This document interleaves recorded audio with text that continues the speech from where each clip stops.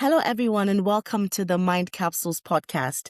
This is a place of clarity, courage, and conversation. This is a place where you can have mindset shifts and we share real life stories that help you navigate your life with purpose. Today's conversation is for those who've done the work, they've read the books, taken the courses, but they feel that something still feels like it's slightly off. You know when you're meant for more, but you can't quite access it. So my guest today, Dr. Lise Janelle, a transformational coach and guide with over 30 years experience helping people break free from subconscious patterns and step into their true power. Her heart freedom method has been described by Jack Canfield as the missing link in transformational work. Let's dive right in. So you're welcome, Dr. Lise. How are you? Thank you, Moira. Lovely to meet you today.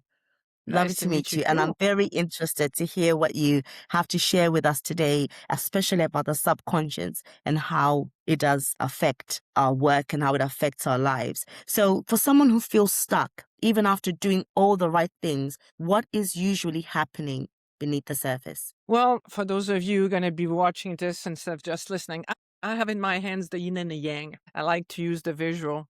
So what's happening when you're not getting what you want is your subconscious mind is there to keep you alive. And when your subconscious mind attaches more pain than pleasure or more danger than safety to something you would like to have consciously, it won't let you have it.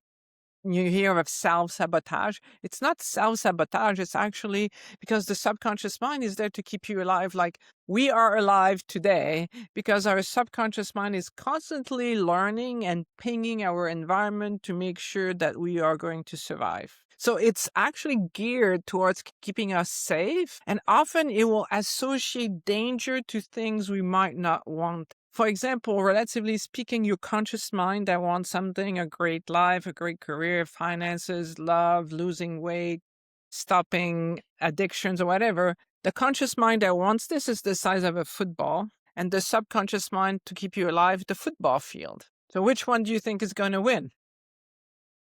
Definitely You and I were talking. Yeah, we were talking about this before, you and I, and we're on the same wavelength on that. Is like we think we're running the show, but until you have a tool like the Heart Freedom Method, which is the tool I created, which is the book I'm writing with Jack, because Jack said it was the missing link he'd been looking for in 50 years doing transformational work, because most people in this kind of things that we're doing right now, we read Think and Grow Rich or The Secret or Ask and It Is Given, all these attraction books. And it's true that focusing and having clarity around what it is you want to manifest is important, but that's only half the equation. If you're not aware that the subconscious mind rules the show, you're going to be in trouble. And most people don't know there's a tool. That's why I'm really excited about the book coming out, very soon, hopefully. Jack is tweaking the stories that we have in the book because it brings hope. Otherwise, people just end up thinking like they're just unlucky or they're not meant for greatness. They're not meant to have a great life. It's for other people. It's not for me, but it's not true. It's like, if you have something from your heart, something that's really important to your heart, then it's about taking actions and then watching what happens when you take actions. There are 3 clues you have a subconscious belief working against you. Number 1, you know what needs to be done, but you're not doing it. Mhm. Famous procrastination. You know that if you went on this date, you could find true love.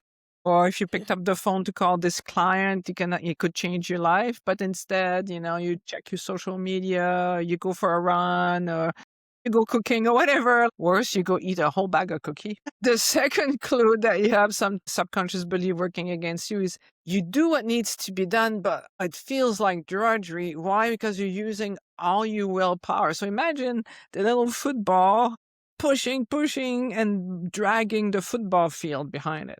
So it exhausts you. Like a report, instead of taking you an hour, it takes you 3 or 5. And that's okay because it's once in a while. But let's say you want to start your business, you're entrepreneurs, and you need to put in place systems and things like that. Your business, instead of taking you 3 years, is going to take you 10 years. Your business is taking you 1 year, is going to take you 3 years. Like it just drains you because you have constantly need to push harder to get where you want. The third clue that you have a subconscious belief going against you, and this one really upsets driven people. And that one is you follow the recipe, you do what the gurus tell you to do, but you get the opposite results to what you want. And that's depressing. It's like, and then because you're driven, you pick yourself back up, you try again, and again, it doesn't work. So these are the 3 clues that something is working against you in your subconscious mind. Okay, thank you for sharing that. Thank you. I mean, I love those points. And the first one that you mentioned was when you know you ought to be doing something and then you rather do the opposite. Can you expand on that? Because as you were saying it, the first thing that came to my mind was, would it be the core beliefs of the person that's affecting them? Because sometimes if you know what needs to be done, it could be that you are afraid of success or you're afraid of failure or something in your core being subconsciously. You don't realize that you're actually afraid of the outcome.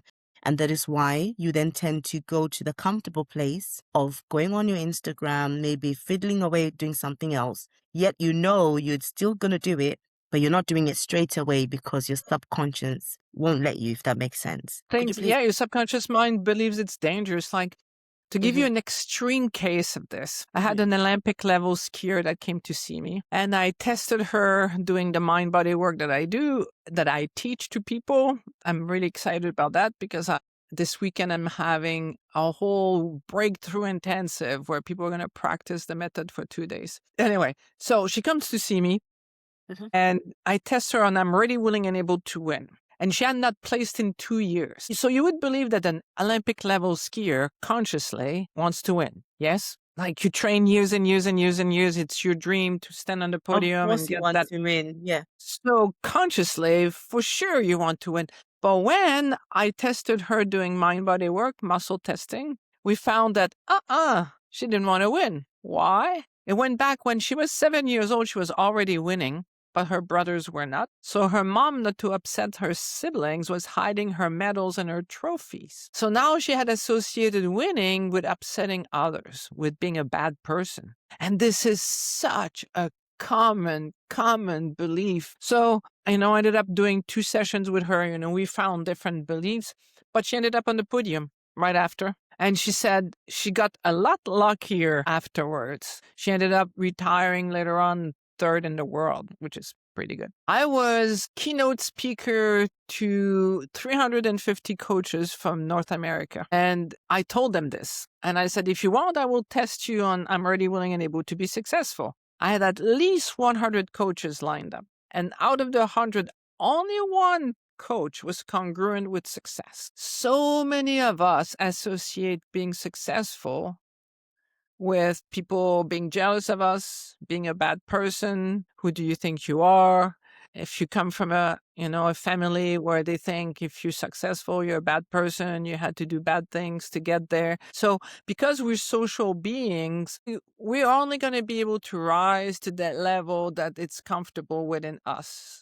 And that's why it's so exciting when you do this, like you jump quantum, you let go of this belief, because we know that in science, everything in the universe is electromagnetic energy. It's like everything is light. So everything has a frequency.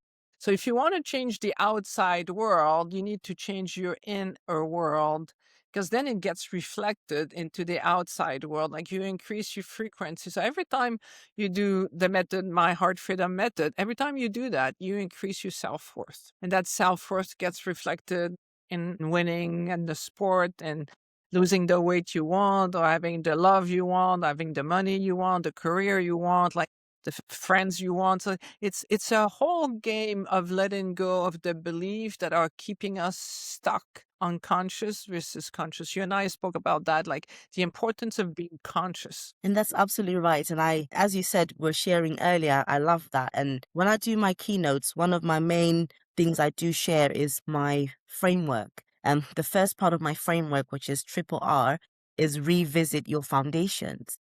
In order for you to change your mindset, you have to revisit your foundations, which is what you're talking about, your background, your family, how you grew up, and how you view success and how you view yourself. That will affect your subconscious. Yeah. If you've become really in tune with yourself, you will know when I told you the 3 clues, but you will also feel it in your body. You would feel like, I say I want this, but I feel these tinglings in my belly or in my chest or in my head. Like, we know that if you're conscious enough, you're going to go, And the idea is not to revisit the past, to rehash the problems.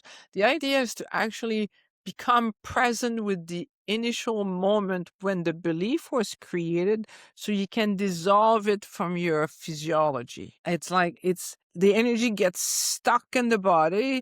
And then by doing the heart freedom method, you actually dissolve it at the cellular level so that you can be free from it. Like, I have 2 psychiatrists and 2 psychologists that have done work with me because they know consciously, but it Hmm. has nothing to do with the conscious mind. It all has to do with the subconscious. Okay, I understand. I mean, you made a point that it's not to kind of go back and rehash. Definitely no, because we're not trying to go back to the past. But then But what you do you can think go back about? to the past, but not to be a victim of the past, but to go and Yeah, examine it. absolutely. Absolutely. Because sometimes until you realize that you are actually holding on to something from the past, as you said, previously, the go-getters will get up, try again, get up and try again. And they've done everything in the book. All the gurus are saying, do A, B, C, D, and they keep failing. But then until they realize, what's lacking or what's affecting them from either childhood or maybe early adult life, then I think they can then cross that barrier and actually begin to have some success in life. Like yesterday, I was working at a Yeah. client and she wanted to connect with some powerful women, but she did everything but call the women. And then doing the mind body work, it went back to when she was in the womb. Mm. Like, there's no way you would know this just by talking. It went back to the womb because her dad really wanted a boy and she was a girl. I get it. I get it. There are a And lot of her, people who experience that. Yeah. yeah, a lot of people. And then she felt Mm. like, what's the point? I'm a failure. I'll never be able to change that. It's like, I'll never be a success because I failed right from the get-go. I couldn't make my dad happy. And mom wanted a girl, but she wanted to make dad happy. So she wanted a boy to make dad The happy. point. And she saw the dynamics in her life, and it was like light bulb moments. So we were able to take it out of her. And she was crying. When you know this is a story, like for sure she's worthy of love. It's not because, your parents, especially back then, her father was not comfortable with, so he wanted a boy because he knew what to do with a boy. But he didn't know Exactly. what to do with a girl. So it Mhm, has nothing to do with something being wrong with her, but we mhm. create stories. And that's the other thing I discovered. Like, we figured out that I probably have done over like 130,000 one-on-one sessions with people. I've done a lot. So after a Wow. while, I start seeing patterns. And what I see that really helps my clients is that there are 2 stages to human development. The first stage, I call it the unconscious asleep infantile stage, and everybody goes through that one. But then, if you're lucky, if you're wise, you're going to go into the conscious, awake, and mature state. And the difference between stage 1 and stage 2 is that in stage 2, we are in reaction to the outside world because this is the cosmic joke, the divine joke played on us. Because I start with the premise that our essence is love, that we are worthy of love. Like, when you're a baby, you are, that's your essence. Mhm. But right from the beginning, when you're born, you have to get love from the outside. If you don't get love from the outside, you're going to die. So we learn to manipulate the outside world to give us what it wants, what we want, I mean. Well, And I so knew what you meant is what the baby wants. what's the baby wants? Yeah. And when you get what you want, you think, I'm queen or king of the world. I'm worthy. I can have everything I want. But when you're not getting what you want, then you start creating stories. But that's all they are, stories, because you are worthy of love, whether or not somebody, is responding to you the way you want or the way you don't want. And so all of us, it's impossible that you don't have some subconscious belief because we get triggered It's like you can be the first child and you get all the attention on you, and then mom has the audacity to have another baby. Now you create another story. What's wrong with me? I was not enough. She needed to have another baby. And then mom is busy with the baby and not with me. And then you go to school, and one day you have a best friend, but another day you get there and they're playing with another kid who's got better toys than you.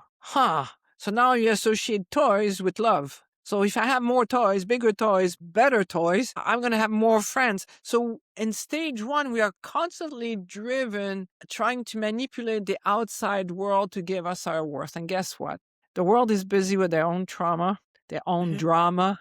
So they cannot be focused on us all the time. So we have plenty of opportunities to be driven by the outside world. But my take on it, which really helps my clients, is that I don't think it's a coincidence that we created the stories we created, because depending on our personality, you can have twins with the same parents who will have a total different experience of what's happening with the parents, because depending on our personality, we create different stories. So what happens in stage 1, what we do is we run away from pain towards pleasure, constantly trying to compensate, constantly trying to feel worthy by manipulating the world. Guess what? At some point, it doesn't work. We realize I am not. Maybe I need to reconsider what I've been doing. Maybe I need to look for something else. Either that or you get a huge challenge. Like for me, 1988, my father was diagnosed with terminal cancer given 9 months to live. That was 3 weeks before my sister's wedding.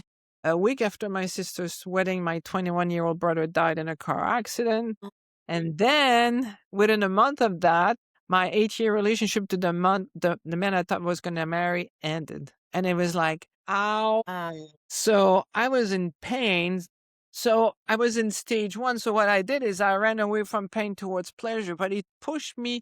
It sent me on the quest to understand, how do you live life so that when these things happen, because it's not if they happen, it's when they happen, how do you learn to use them to your advantage? So a lot of people wake up when something like this happens, like for me, or they lose their job, they lose their marriage, they lose a child, like they lose their money, like something traumatic happens and they go, okay, I can't keep living there.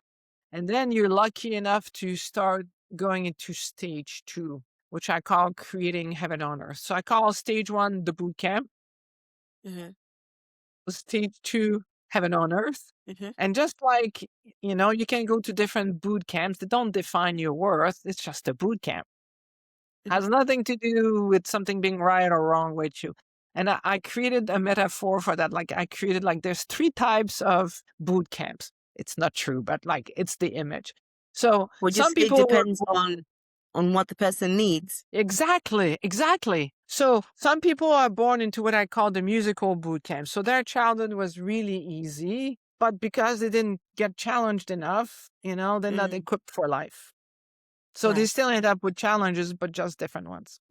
Then some of us, we're born into what I call an athletic boot camp. And in that boot camp, sometimes you win, sometimes you lose, sometimes you get bruised, you fall down, you pull your socks back up, you got plenty of opportunity to being supported and challenged, So it's a good school for life. And then there are the people who are born into what I call the Navy SEAL boot camp, where if you survive Hell Week, where you don't sleep for a whole week, you can graduate a superhero. So the more we can look at everything that's happened in our boot camp and be curious and ask ourselves, like, why is it I needed it to be that way? Because God loves me. I'm connected. Spiritually speaking, everything is happening for us, not to us. And once we start looking at life that way, then we can have gratitude. And gratitude heals us, transforms us. And that's when you can start working from stage 2, creating heaven on earth. I think that's the name of the game, is to learn to create heaven on earth. So I like to give the visual that to create heaven on earth, you use the yin and the yang. So the yin is the female principle of listening to your heart. And your heart wants you to know 2 things. The first thing your heart wants you to know is you're worthy of love, and to do the work to let go of any story to the opposite. The other thing your heart wants you to do for you is to admit your dreams and aspirations. But I can tell you from working with a lot of people, it's scary to admit what we want, because what if I ask for what I want, but I don't get it? It hurts too much. So I'm going to stop asking. And you know where that often started from? When we were babies, especially when we were born, to say, don't cuddle a child, you spoil them. So you could cry and cry and cry and cry, and nobody comes. What's wrong with me? And then you cry and cry and cry and cry and cry and cry. And then you fall asleep like this, like hurting. Your little heart is hurting. And you say, I'm going to stop crying because it hurts too much when nobody comes. So we get groomed right from the get-go to not connect with the heart. So when you do this work, when you do the subconscious work and you let go of any illusion that something was wrong with you, and then you admit your dreams and aspiration, then it's about using the yang actions to give your heart what it wants. And then it's about, okay, so I listen to my heart, I take action, I see if I have one of the 3 clues telling me I have a subconscious belief working against me. And if I do the heart freedom method, and now I just keep going my to-do. Like, it's not complicated. You don't have to cross your fingers and pray that you were born under a lucky star. If you're willing to do the work, if you challenge yourself to do the work to be successful in life, you feel happy. And if you stay in your comfort zone, you don't do the work, you're miserable. Nobody gets more pain than pleasure, or more pleasure than pain. The only thing we get is, can we challenge ourselves consciously to get what I want in my life? Or am I going to hope for Santa Claus that somebody's going to give me what I want because I'm a good girl and I'm a good boy? Thank you for that. I was going to ask that, how do you help people to, because there's so many broken people out there, how can you help people to come to that realization that they are worthy of love and that they need to acknowledge, their aspirations? I would say, from my faith background, that acknowledge every good thing that is in you. How would you get people to come to that realization? Because there's so many people who are broken. Yeah, and that's why I'm inspired to do this work, because I've helped so many people. I know it doesn't take luck. Like, you take the time to do the work. Like, is a brand new baby, worthy of love? Is a 2-year-old in the throes of the terrible twos still worthy of love? Is a teenager worthy of love? Is a 30, 40, 60? At what point does someone stop being worthy of love? The only time you stop being worthy of love is when you decided.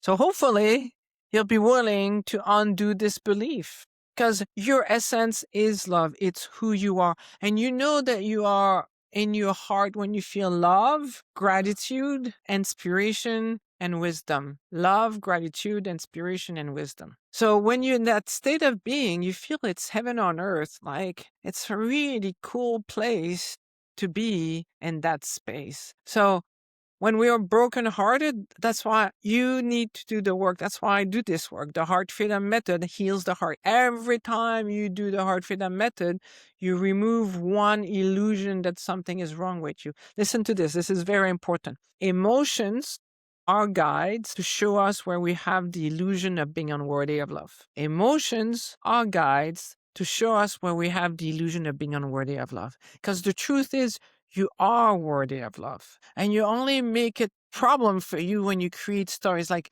there's on Netflix, I don't know if they have it in Europe, that one on Netflix, but it's called Unlocked, I believe. And it's a series around prisoners in Texas in jail who all of a sudden they decide not to have the guards there to watch them anymore. So they have to self-regulate.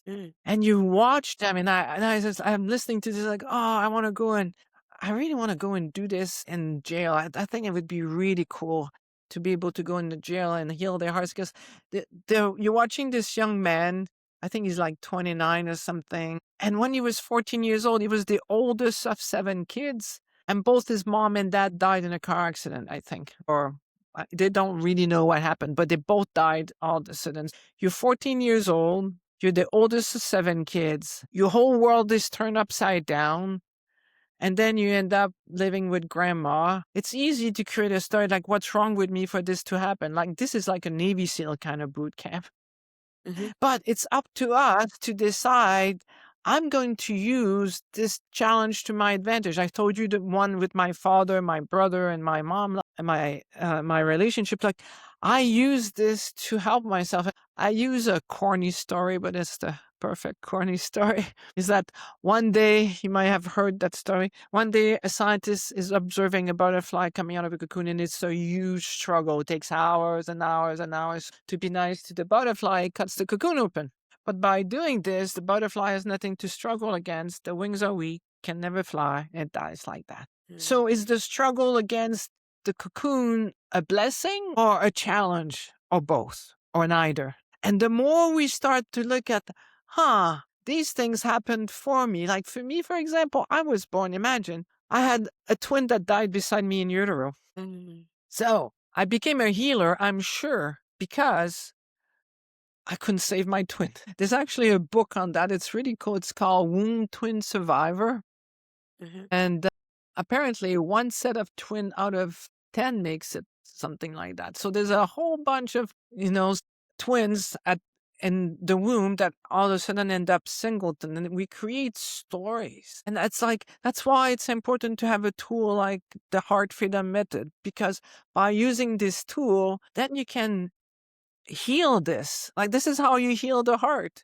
You feel things like, today I feel depressed, or I feel angry, or I feel sad. You do the Heart Freedom Method. You find the reason why you felt this way. You get rid of it. It's not because something is wrong with me that my twin died. That was not my fault. But you create stories constantly. It's just like my client, she was born a girl. He wanted a boy. Oh, it's not because something is wrong with her that this was happening. So to take the time to look at what happened and start. This is often that people ask me, like, what is one thing you want people to leave? I want everybody who's listening to this right now, when you face a challenge, I want you to take a deep breath in and go, since I'm worthy of love, how am I going to use this to my advantage? Because it's not happening to you, it's happening for you.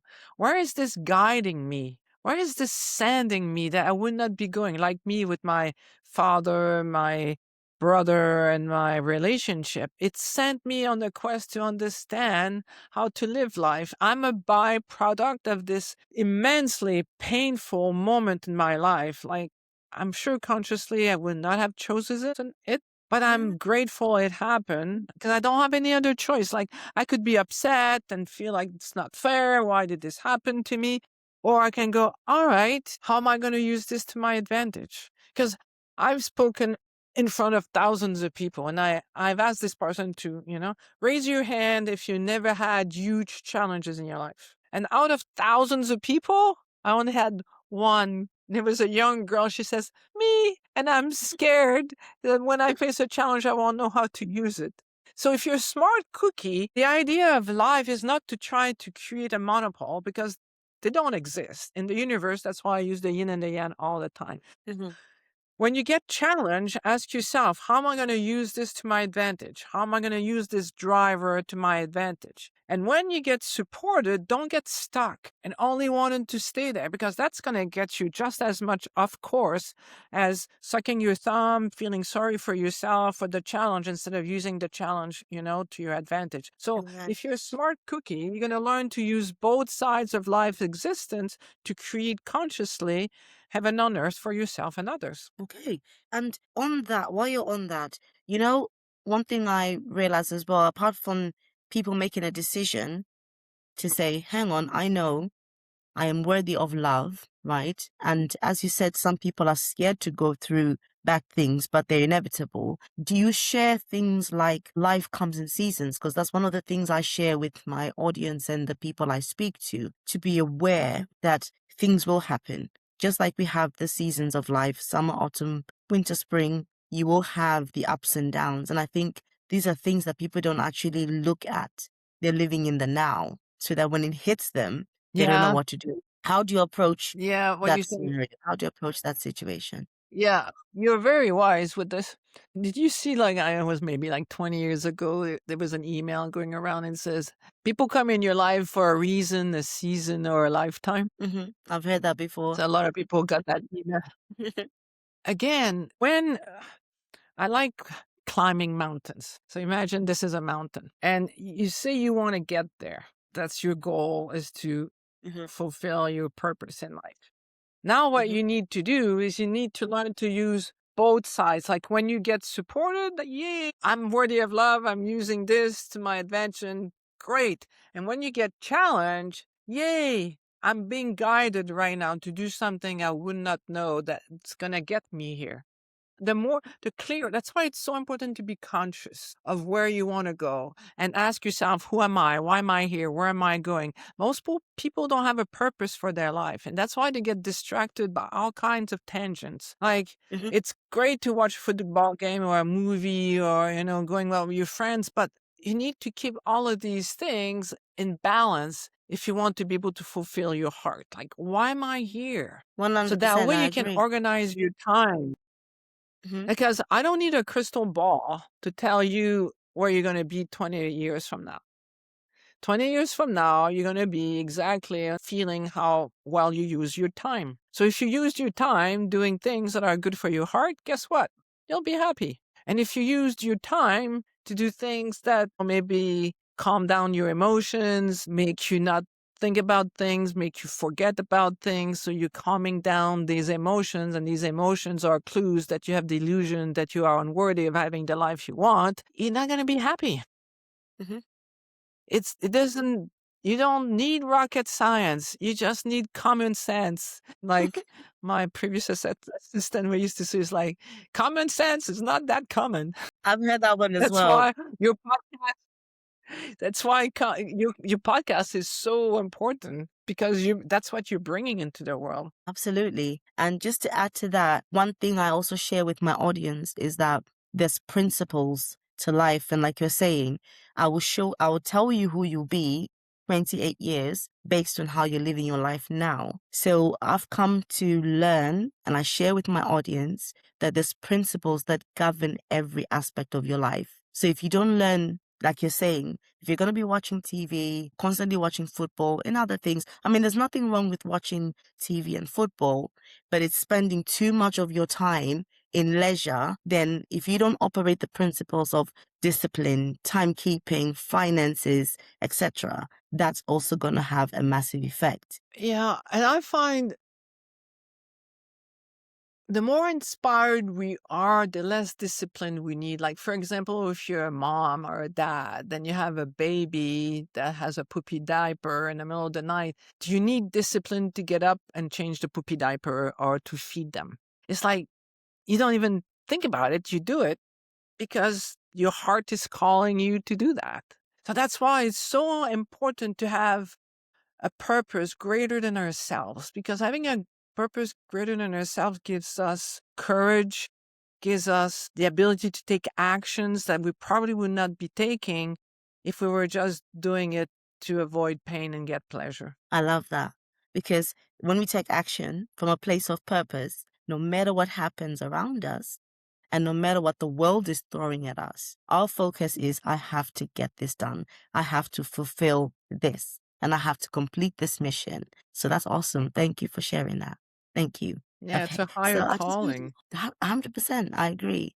There's a higher calling. And just to go back on, just to share a little bit more on the higher calling, I just want to jump back on what you mentioned about your loss, and you said, how am I going to work through this, and how can I use this for my advantage? And I've realized, I mean, I've also experienced loss in my life, my parents and other things that I've experienced. And I realize how we can use this, or what I've noticed, that the higher purpose is that when we go through these things, they are to help someone else who's either going through the same thing or has gone through the same thing. So I believe that that's what ends up becoming our purpose. Maybe not the main purpose. Sometimes it is, but sometimes that's, leading us to our purpose, the pain It's part of and our our purpose. story. Yeah, Yeah, I totally agree. And yeah. for me, that's why this work for me, it's more like psychology, but it's not psychology, it's actually spirituality. Because I believe that God is love, and that the highest thing we can do is learn to have unconditional love for ourselves and others and God. In 1988, when all these things happened, I ended up taking a seminar and doing what's called a DeMartini method. And when I started the Martini, I was so angry with my father, because my father, even before he got diagnosed with cancer, like, he was a scary alcoholic. And I was so mad at him, so very mad at him. So I did the exercise, and all of a sudden, by doing the exercise, I started to see, just like the butterfly in the cocoon story, I started to see, oh my goodness, because of my dad, I have this, I have that. And I was like, oh my goodness, without my dad, I wouldn't be capable of doing all the amazing things I'm doing. I'm living an amazing life. And in part is because I was in reaction to my dad. He was like, he was my cocoon I was pushing against. So my heart was opening to my dad, and I could feel the love and gratitude I had for him. And all of a sudden, this man in the group reminded me of my dad. And then I heard that man say, Mommy, why is it you didn't love me? And all of a sudden, my heart went kaboom, because I know that was my dad's story. The reason why it was so difficult is because he felt unloved. So I ended up in this altered state. It was like heaven on earth. Like, if you read people who've had near-death experience and they come back and they tell you what it was like. So I ended up in this place, and it was all light, and there was no words, but I felt so loved. And I was shown without words that everything that ever happened, everything that is happening, everything that will ever happen to us is for us to grow in love and wisdom. And I was in this heaven for, like, I don't know, 30 seconds. It was like, and then I came back into the reality world. So that's why, for me, like you were saying, it's like the pain I had with the whole situation with my dad, my childhood, it was not easy. But then by healing my own heart, that's become my mission. Part of my mission in life is to help other people heal that heart. That's why I'm so passionate about healing hearts, because I know the power, and I know that God wants us to know this. That's why everything I do is for people to help heal their hearts. And even though it's about the heart, which is our spiritual self, we also need to know about the subconscious, because otherwise the subconscious interferes with the heart, and then it scrambles the message, and then you wonder why. I don't know what I'm here to do. I don't know what I'm supposed to be like. Where am I going? You don't know, because you're not aware that, yes, there's the heart and the gratitude and all these things we're talking about, but there's also the subconscious part that's going to interfere until you use a tool like the heart freedom method to free yourself so you can keep evolving in love and wisdom. Yes, and I totally resonate with what you're saying, and I was also raised by an uncle who used to drink a lot, heavy drinker, Yeah, that's and harder. he was a very angry person. And I grew up, the earlier part of my adult life, I was very angry, but I didn't realize that I had become a product of my environment. So I had to also work on that aspect, and speaking. And you know what? Sorry. Yeah, that's all right. I find that each woman I work with who's successful in the world and in career has a charge with a male, either father, brother, or uncle, or something like this, because the yang energy of anger gets put into ourselves. So we are more courageous and we take more action. And that's what happened to me. It's like when I let go of the anger I had with my dad, I realized the anger I've had with him had been my blessing, because I'd become. But you don't want to be driven out of anger. It only works so far. After that, it starts holding you back. So, yeah, what you're saying, and that I can see you're a successful woman, you have powerful energy and all that. You can thank your uncle. And thank a whole lot of other people as well. There's a list. Yeah, so Yes. just as we're edging towards the end, I just wanted to share a lot, on adding to what you were saying about the mind, the subconscious mind. I think it's very important that we are aware of our thoughts. Coming from a faith perspective, we are meant to cast down these imaginations, and as you were calling them, stories, that our minds begin to create stories.